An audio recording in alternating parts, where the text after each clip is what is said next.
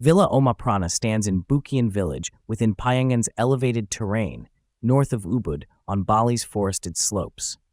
German architect Alexis Dornier conceived this 475 square meter residence as a ring-shaped structure that integrates with the tropical landscape rather than imposing upon it.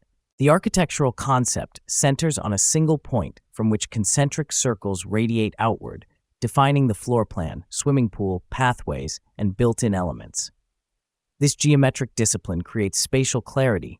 Rooms line the circular perimeter, each oriented toward valley views and the surrounding forest canopy. The living room bridges the inner courtyard and exterior zones, establishing fluid transitions between private air-conditioned spaces and open areas. A continuous sloping timber roof unifies the volumes beneath a single gesture. Its shingle texture and earthy palette absorb the building into its context, while the funnel-like form creates shaded perimeter walkways.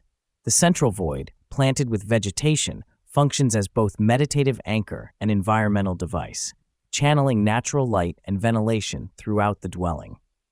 Material treatment references Bali's weaving traditions through herringbone brickwork, interlaced wall textures, and geometric motifs that reinterpret local craftsmanship. Deep-toned timber ceilings follow the curved circulation routes, adding tactile richness without visual excess.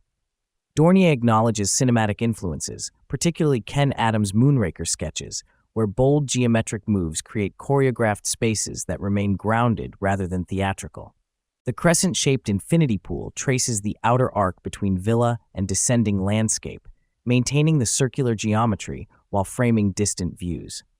Villa Omah Prana demonstrates how a singular conceptual gesture, strengthened by material craft and responsive to site topography, can produce architecture that feels both contemporary and rooted in place.